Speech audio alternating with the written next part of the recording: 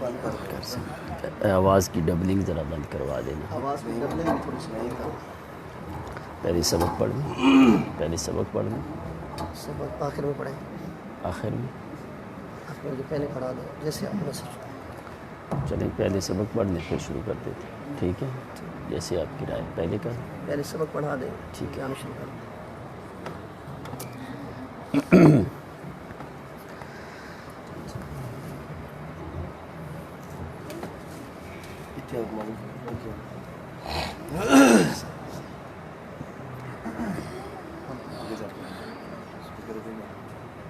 حضرت قاری صاحب کا حکم ہے کہ پہلے سبق پڑھ لیں پھر اس کے بعد پھر جو ہے انشاءاللہ آگے شروع کرتے ہیں. اعوذ باللہ من الشیطان الرجیم بسم اللہ الرحمن الرحیم. قل اعوذ برب الناس ملک الناس الہ الناس من شر الوسواس الخناس الذي يوسوس في صدور الناس من الجنة والناس. بسم اللہ الرحمن الرحیم. یہ صورت مبارکہ جو ہے یہ غالباً 21 نمبر صورت مکہ مکرمہ میں یہ صورت نازل ہوئی. صورت اخلاص اور فلق کے بعد یہ صورت ناس جو ہے یہ نازل ہوئی. پہلی چیز ہے بسم اللہ الرحمن الرحیم. ہم لوگ بھی بسم اللہ پڑھتے ہیں لیکن بسم اللہ کا معنی اگر آدمی تھوڑا غور کر کے سوچے، بس میں آپ کو دہرانے لگا ہوں کہ آپ لوگوں کو معلوم ہونا چاہیے. با یہاں پہ بسم اللہ پہلی جو با ہے اس با کا معنی ہے استعانت کی با. الباء للاستعانہ. اس کا مطلب کیا ہے کہ ہم اللہ تعالیٰ سے مدد طلب کر رہے ہیں. اس کے بعد آگے لفظ ہے بسم اللہ. بسم با الگ تھی اور اس کے بعد تھا اسم. پھر اسم جو ہے وہ دو چیزوں سے بنتا ہے، اسم او بسم. اسم کا معنی ہوتا ہے علامت اور وسم جو ہے وہ بھی اسی چیز سے کہا جاتا ہے. یہ عربیت کے قوانین ہیں. پھر درج کلام میں آیا وہ جو ہے پھر یہ بسم بن گیا. اب جو ہے آگے ہے اللہ اسم اللہ الجلالہ. اللہ تعالیٰ کا یہ اسم جو ہے یہ ذاتی نام ہے. اس کو کہا جاتا ہے اسم اللہ الجلالہ. یہ اللہ تعالیٰ کا ایک ذاتی نام ہے. باقی جو نام ہیں وہ اللہ تعالیٰ کے صفاتی نام ہیں. جتنے بھی اللہ تعالیٰ کے صفاتی نام ہیں وہ سب لفظ اللہ سے نکلے اور اللہ کسی اور صفاتی نام سے نہیں نکلا. تم کہتے ہو رحمان اللہ کا نام ہے، رحیم اللہ کا نام ہے، کریم، عظیم، حکیم، ولی، متعال، کبیر، یہ اللہ کے نام ہیں. لیکن ایسا نہیں ہوتا اللہ رحمان کا نام ہے، اللہ رحیم کا نام ہے. نہیں. یعنی جتنے بھی اوصاف ہیں اللہ تعالیٰ کے صفاتی نام ہیں وہ اللہ تعالیٰ کے ذاتی نام سے نکلے ہیں. اور غالباً قرآن مقدس میں 2699 مقامات میں آپ کو لفظ اللہ ملے گا. اور قرآن پاک میں ایک آیت ہے جہاں پہ لفظ اللہ دو جمع ہوتے ہیں. باقی پورے قرآن میں کوئی ایسی آیت نہیں.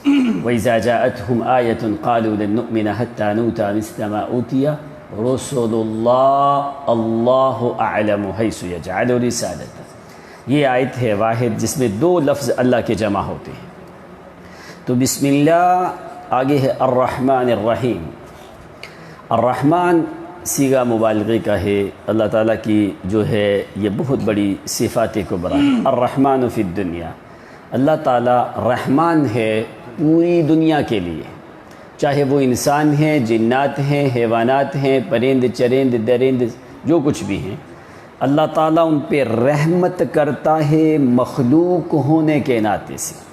لیکن آگے لفظ ہے الرحیم. اور رحیم قرآن میں دیکھنا 114 مقامات پہ الرحیم کا لفظ ہے.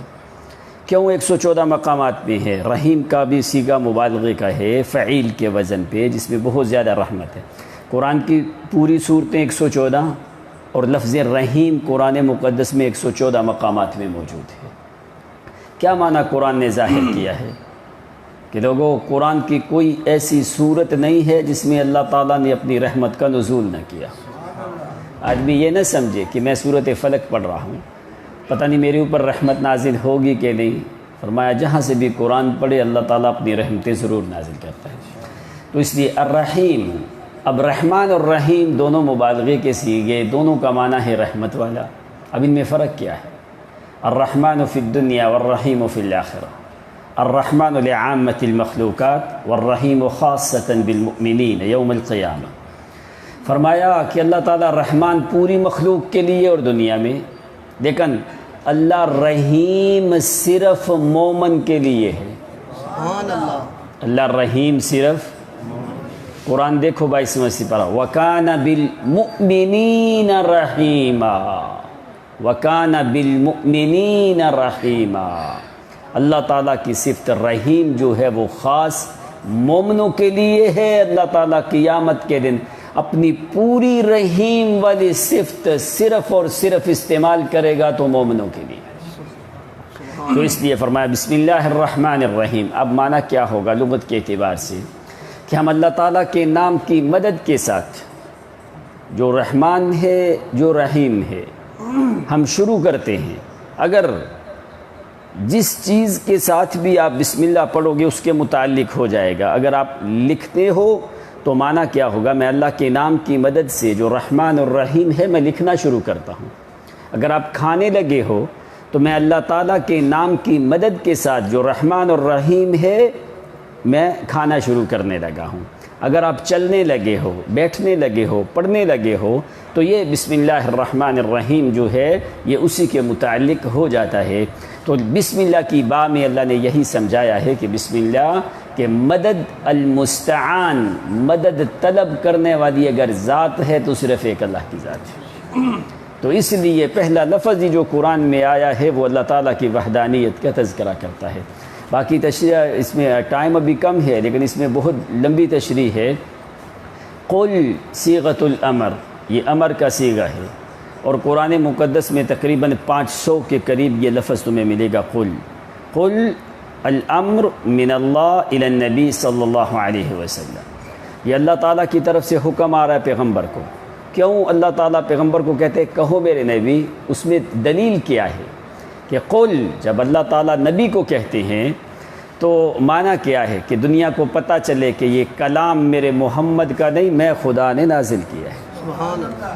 قل کا معنی یہ ظاہر کرتا ہے کہ کہو میرے پیغمبر، قل یا ایھا الرسول، قل یا ایھا الناس، قل یا ایھا الکافرون، قل اعوذ برب الفلق، قل هو اللہ احد۔ قرآن مقدس میں بہت مقامات میں، تو یعنی اس چیز کو واضح کیا کہ نہ تو پیغمبر نے اپنی طرف سے یہ کلام بنایا، نہ کسی اور کی طرف سے، یہ اللہ تعالیٰ کی طرف سے آیا ہے، اور یہ امر کا صیغہ ہے۔ اور اکثر اوقات قرآن پاک میں الامر للوجوب، وہ وجوب کے لیے آتا ہے۔ قل کہو میرے نبی اعوذ برب الفلق، اعوذ نعوذ صیغہ واحد مذکر متکلم کا ہے کہ میں محمد صلی اللہ علیہ وسلم پناہ میں آتا ہوں برب الناس، جو تمام تر انسانوں کا رب ہے۔ اب بڑا مسئلہ یہاں پہ کیا ظاہر کیا؟ پناہ اسی سے مانگ جس سے محمد نے پناہ مانگی، اور اسی کی پناہ میں آ جس کی پناہ میں اللہ کے رسول موجود ہیں۔ تو جو سب سے اونچی ذات کی پناہ میں آ جائے پھر اس کو غیروں کی پناہ کی ضرورت۔ قل اعوذ برب الناس، اب یہاں پہ رب ہے، رب کا معنی کیا ہے؟ رب کا معنی اردو میں کیا جاتا ہے کیا؟ پالنے والا، یہی معنی کیا جاتا ہے، لیکن پالنے والے لفظ میں رب کا معنی ادا نہیں ہوتا۔ اب لغت میں رب کا معنی کیا ہے؟ هو الخالق ابتداء والمربی وسطا والغافر انتہاء۔ رب یرب کا معنی کیا ہوتا ہے؟ یعنی ایک تربیت کرنا، اور تین چیزیں جمع ہوں تو لفظ رب ہوتا ہے۔ الہ کے لیے 5 شرائط تھے، رب کے لیے 3 شرائط تھیں۔ رب کا معنی کہ هو الخالق ابتداء والمربی وسطا والغافر انتہاء۔ رب وہ ہے جو عدم سے وجود میں لے کے آیا، عدم سے۔ اب دیکھو یہ قلم ہے، انہوں نے قلم کو دیکھ کے قلم بنائی، اس میں مادہ جو ہے اس میں لیلون استعمال کیا گیا، اس میں لوہا استعمال کیا، یہ چیزیں استعمال کی گئی۔ مادے سے مادہ لے کے یہ چیز تیار کی گئی، لیکن اللہ رب کون ہے؟ هو الخالق ابتداءً، اس نے کوئی مادہ کسی سے لیا نہیں ہے، اس نے مادہ بھی خود تیار کیا، میٹیریل بھی خود تیار کیا ہے، اور عدم سے وجود میں لے کے ایک چیز کو دیکھ کے بنانا یہ بڑا آسان ہے۔ کوئی بھی دنیا کا لوگ کہتے ہیں خالق فلان، خالق فلان، خالق فلان کہا جاتا ہے کہ بھائی اس نے یہ لاؤڈ سپیکر بنایا، یہ کتاب بنائی، قلم بنائی، فلاں چیز فلاں چیز فلاں چیز۔ اب اس نے میٹیریل کدھر سے لیا؟ یہ خود تو نہیں اس نے ایجاد کیا، کسی جگہ سے لوہا لیا، کسی جگہ سے لیلن لی، کسی جگہ سے کوئی چیز۔ اب یہ سارا میٹیریل اس کی اپنی ایجاد نہیں، یہ اللہ تعالیٰ کی پیدا شدہ چیز ہے۔ تو اللہ تعالیٰ نے جو انسان کو پیدا کیا اس نے میٹیریل اپنی طرف سے استعمال کیا ہے۔ هو الخالق ابتداءً، یعنی وَلَمْ يَكُ شَيْئًا، تمہارا نام و نشان بھی نہیں تھا، اس نے پورے نقش و نگار تمہارے خود تیار کیے، مادہ بھی خود دیا۔ تو رب کا معنی کیا؟ جو عدم سے وجود میں لے کے آئے، پہلے تمہارا وجود نہیں تھا، وہ تمہارا وجود لے کے آیا، اور وجود لانے کے لیے میٹیریل چاہیے تھا، وہ میٹیریل اس نے خود استعمال کیا ہے، خود بنایا ہے، کسی اور سے لیا نہیں ہے۔ تو فرمایا پہلی شرط رب کے لیے کیا ہے کہ جو عدم سے وجود میں لے کے آئے، هو الخالق ابتداءً والمربی وسطاً، فرمایا پھر دنیا میں لے کے آئے اور تمہاری تربیت کرے۔ والدین کو مجازی رب کہا جاتا ہے، کیوں؟ اس لیے کہ وہ کیا کرتے ہیں؟ وہ تربیت کرتے ہیں۔ تو والمرب، اور والدین جو تمہاری تربیت کرتے ہیں وہ کسی اور سے چیز لے کے تمہاری تربیت کرتے ہیں، ان کی اپنی طرف سے کچھ نہیں ہوتا۔ وہ رزق لے کے تمہیں کھلاتے ہیں، مال لے کے تمہارے اوپر خرچ کرتے ہیں۔ رزق کہاں سے لیتے ہیں؟ رزاق سے لیتے ہیں۔ مال کدھر سے لیتے ہیں؟ اس غنی سے لیتے ہیں، اپنی ان کی کوئی چیز بھی نہیں ہے۔ تو اس لیے مجازی طور پہ ان کو کہا جاتا ہے۔ پہلی شرط جو عدم سے وجود میں لے کے آئے اس کو رب کہا جاتا ہے۔ دوسری رب کے لیے شرط کیا ہے؟ والمربی وسطاً، تمہیں دنیا میں لے کے آیا پھر تمہاری تربیت کی۔ والغافر انتہاءً، آخر کار جب آدمی دنیا میں آتا ہے پھر اس سے گناہ سرزد ہو گئے، تو فرمایا جب بوڑھا بھی ہو جائے پھر بھی میں خدا میں رب سے معافی مانگے تو میں اس کی زندگی بھر کے گناہوں کو معاف بھی کر دیتا ہوں۔ یہ تین شرائط جمع ہوں تو لغت کے اعتبار سے رب ہوتا ہے، رب یرب ربا فہو رب۔ تو قل اعوذ برب الناس، الناس یہاں پہ الف لام استغراق کی ہے۔ ناس کہا جاتا ہے کن کو؟ جو انسانیت ہے، تمام تر انسانوں کے رب کی پناہ میں محمد صلی اللہ علیہ وسلم آتا ہوں۔ کہو میرے نبی، یہ اللہ تعالیٰ نے وظیفہ دیا، یہ خاص نبی کے لیے نہیں ہے، حکم تو پیغمبر کو دیا جاتا ہے، آگے فائدہ پوری امت کے لیے ہوتا ہے۔ تو جیسے نبی علیہ السلام اللہ تعالیٰ کی پناہ میں آئے، یہ پوری امت کے لیے ہے کہ وہ بھی اللہ تعالیٰ کی پناہ میں آ سکتے ہیں۔ ملک الناس، ملک اور مالک آپ سورۃ فاتحہ میں پڑھ کے آئے ہو، مالک یوم الدین، اور یہاں پہ ہے ملک الناس۔ بڑے اس میں 10 فرق ہیں مالک اور ملک میں۔ اب وہ جو ہے انشاءاللہ کسی موقع پہ میں آپ کے سامنے ذکر کروں گا، لیکن ملک جو ہوتا ہے حقیقی، اگر 3 الفاظ آئیں گے قرآن میں، آپ پورا قرآن بھی دیکھو گے، مالک، ملک اور ملیک، عند ملیک مقتدر، ایک ہی مقام پہ آتا ہے ملیک کا لفظ۔ ملک الناس، کوئی بھی ایسا شخص نہیں ہے کہ جو ہمیشہ، ملک لام کے نیچے زیر ہو تو اس کا معنی ہوتا ہے بادشاہ، ملک لام کے اوپر زبر ہو تو اس کا معنی ہوتا ہے فرشتہ، ملک میم اور کے نیچے زیر ہو تو اس کا معنی ہوتا ہے تیری ملکیت کو ظاہر کرتا ہے، میم کے اوپر پیش آ جائے تو ملک، اس کا معنی کیا ہوتا ہے؟ ایسی سرزمین جس میں لوگ جو ہیں وہ رہتے ہیں۔ جہاں پہ ملک ہوتا ہے وہاں پہ ملک ہوتا ہے، ملک الناس۔ فرمایا ملک بھی وہ ہے، قرآن نے آگے دوسرے مقام پہ کیا ظاہر کیا؟ مالک الملک تؤتی الملک من تشاء۔ فرمایا جتنے بھی دنیا کے بادشاہ ہیں، نہ تو وہ خود بادشاہ بنے، نہ وہ حقیقی ملک ہیں، اور نہ وہ ہمیشہ ملک رہ سکتے۔ تو اگر ہمیشہ ملکیت ہے ملک کی تو وہ ایک ہی ذات ہے، وہ کون ہے؟ ملک الناس۔ مالک اس کے انڈر میں ایک غلام ہوتا ہے یا 10 غلام ہوتے ہیں، لیکن ملک کون ہوتا ہے؟ اللہ تعالیٰ نے فرمایا ملک الناس، جس کا حکم چلتا ہے۔ ایک اور دنیا کا جو بادشاہ ہوتا ہے اس کو ملک کہا جاتا ہے۔ ملک کے اوپر، بادشاہوں کے اوپر مختلف کلمات استعمال ہوتے ہیں۔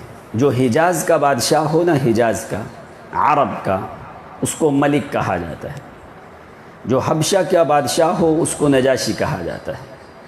جو یمن کا بادشاہ ہو اس کو تبا کہا جاتا تھا۔ جو مصر کا بادشاہ ہو اس کو فرعون کہا جاتا ہے، اور جو شام کا ہو اس کو جو ہے یہ نجاشی کہا جاتا تھا۔ جو روم کا بادشاہ ہو اس کو ہرکل کہا جاتا ہے۔ جو فارس کا بادشاہ ہو اس کو کسرا کہا جاتا ہے۔ یہ 6 اصطلاحات ہیں بادشاہوں کی۔ لیکن تم دیکھو کہ یہ جو بادشاہ ہے ملک، کوئی ایسا ملک تمہیں دنیا میں نظر آتا ہے وہ حکم دیتا ہے لیکن نافذ کرنے کا اختیار دنیا کے کسی بادشاہ کے پاس نہیں؟ نافذ کرنے کا اختیار دنیا کے کسی بادشاہ کے پاس نہیں ہے، لیکن اللہ تعالیٰ ایسا ملک ہے کہ جو حکم بھی دیتا ہے اور اس کے نفاذ کرنے کی پاور، قوت اور طاقت بھی رکھتا ہے۔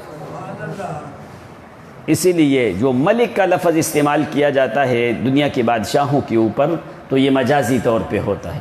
حقیقی ملک جو ہے وہ صرف اللہ تعالیٰ کی ذات ہے۔ تو فرمایا میں محمد صلی اللہ علیہ وسلم لوگوں کے رب کی پناہ میں آتا ہوں اور لوگوں کے بادشاہ کی پناہ میں آتا ہوں۔ الہ الناس، الہ الہ یالہ الہۃ، کیا معنی ہے الہ؟ قرآن پاک میں 4 معنی میں جو ہے الہ استعمال ہوتا ہے، لیکن الہ کون ہوتا ہے؟ بڑے لفظوں میں الہ کون ہوتا ہے جس میں 5 شرطیں جمع ہوں؟ الہ عام لفظوں میں جس کو معبود کہا جاتا ہے۔ اب الہ کون ہو سکتا ہے؟ الہ وہ ہوتا ہے جس میں 5 شرطیں ہوں۔ ذرا آپ کی توجہ ہونی چاہیے، یعنی معبود، الہ کا معنی معبود، معبود کے لیے 5 شرائط ہیں۔ اگر وہ 5 شرائط کسی میں جمع ہوں تو اس کی عبادت کرو، اگر وہ 5 شرائط کسی میں جمع نہیں ہیں، صرف اللہ کی ذات میں ہیں، تو پھر عبادت کا حق صرف اسی کا ہے، کسی غیر کا نہیں ہے۔ پہلی شرط کیا ہے الہ کے لیے؟ هو الحی لا الہ، هو الحی لا الہ آیا۔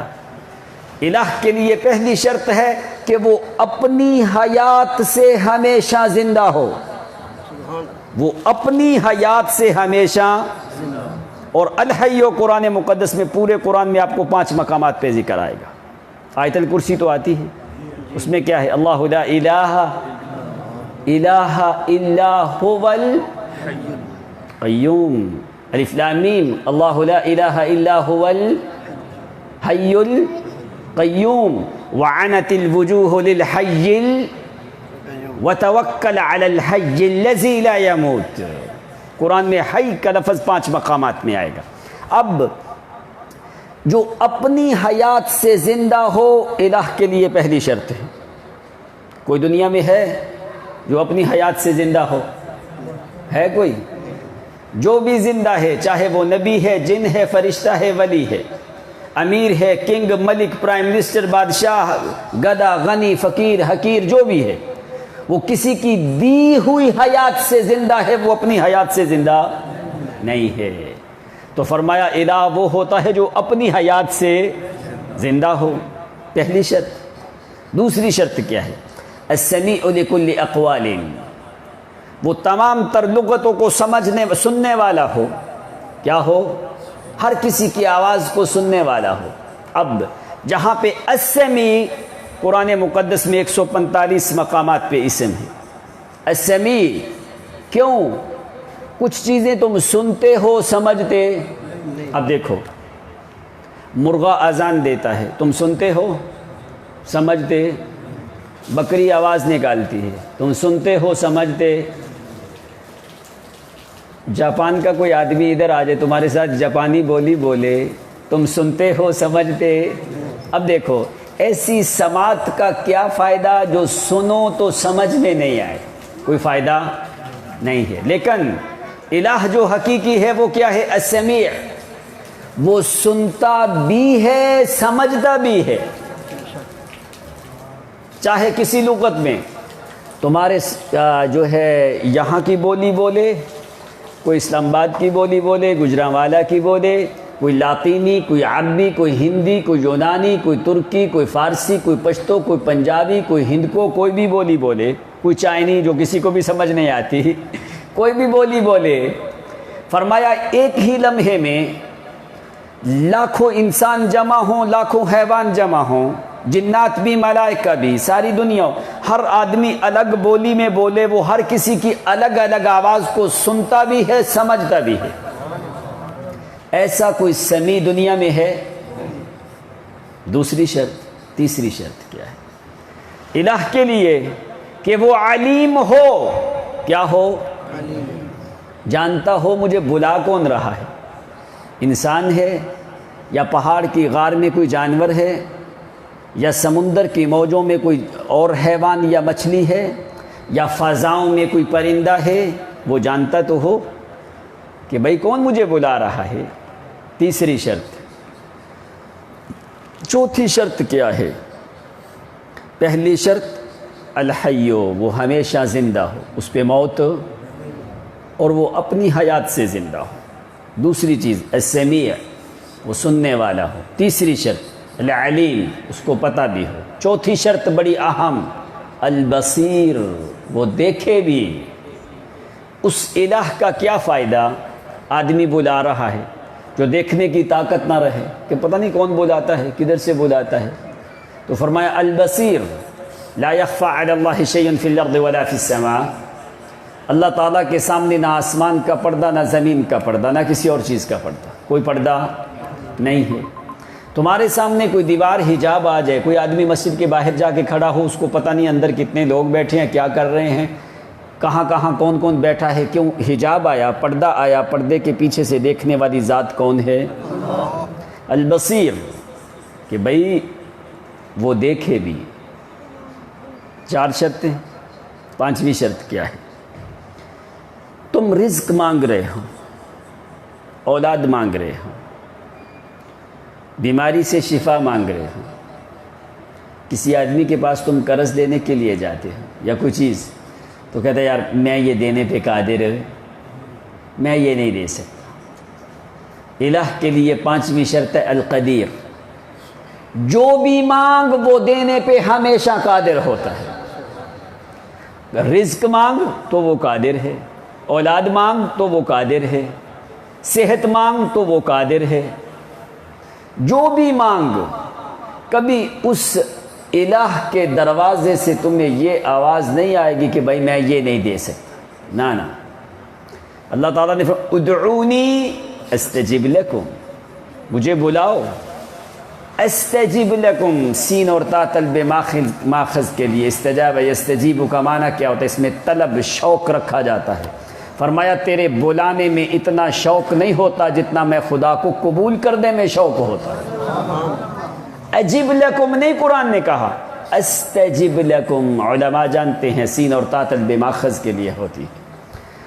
تو فرمایا یہ پانچ شرطیں، اب ایمان سے بتانا کیا یہ پانچ شرطیں کسی اور میں جمع ہو سکتی ہیں؟ نہیں ہو سکتی۔ جیسے یہ پانچ شرطیں کسی اور میں جمع نہیں ہو سکتی، اسی اور پھر الہ اور معبود بھی کوئی اور ہو سکتا، عبادت کے لائق کوئی اور ہو سکتا، اس لیے اللہ نے فرمایا ما لکم من الہ غیرہ، اس کے علاوہ کوئی بھی الہ نہیں ہے۔ الہ الناس، جو لوگوں کا الہ، من شر الوسواس الخناس، کہ یا اللہ جو میں اس شیطان کے شر سے جو وسوسہ دیتا ہے، الخناس، خناس کا مطلب ہوتا ہے کھسک جانا، جیسے تم کہتے ہو کھسکنا، وہ چپکے سے چھپ ہو کے نکل جانا نا۔ فرمایا جو وسوسے ڈال کے الٹے پاؤں بھاگے یا نکل جائے، کھسک جائے، دوڑ جائے، ایسے الذی یوسوس فی صدور الناس، جو لوگوں کے دلوں میں وسوسے ڈالتا ہے، کبھی کوئی خیالات، کبھی کوئی خیالات، کبھی کوئی خیالات، من الجنۃ والناس، کیا وہ جنات میں سے ہو یا انسان میں؟ جنہ، جن کو جن کیوں کہا جاتا ہے؟ ایک ہوتا ہے جنہ، جنہ، جنہ، جنہ جن، جنہ وہ باغ، جنہ ڈھال ہوتے، الصوم جنہ، جن کو جن کیوں کہا جاتا ہے؟ اس لیے جن کا معنی فلما جن علیہ اللیل، جن کا معنی ہی یہ ہوتا ہے جو تمہیں نظر نہیں آتا، جو تمہیں نظر، لیکن مولویوں پیروں کو بڑے نظر آتے ہیں، ہمیں تمہیں نظر آتے نہیں ہیں۔ جن کا معنی ہی یہ ہے کہ جو تمہیں نظر نہ آئے۔ جنت کو جنت کیوں کہا جاتا ہے؟ ما لا عین رأت ولا اذن سمعت ولا خطر علی قلب بشر، تاکہ زخم آگے نہیں آئے۔ تو یہ فرق ہوتا ہے جنہ جنہ جنہ میں۔ تو یہاں پہ جن کو جن اسی وجہ سے آ کے کہا جاتا ہے کہ وہ نظر آتا، اسی سے آتا ہے جنون، اسی سے ہے جنون، عقل کے اوپر پردہ آ گیا، اسی سے جنون ہوتا ہے کہ عقل کے اوپر جو ہے وہ پردہ آ جاتا ہے۔ والناس، چاہے وہ وسوسے ڈالنے والے وہ انسانوں میں سے ہوں یا جنات میں سے ہوں۔ تو اس صورت کی تو ویسے تشریح ابھی کافی ہے۔ اللہ تعالی ہمیں انہی الفاظ کے اوپر جو ہے عمل کرنے کی توفیق عنایت فرمائے۔ ابھی تھوڑا سا بیان سننے کا ارادہ ہے، یہ بھی تو بیان ہی تھا۔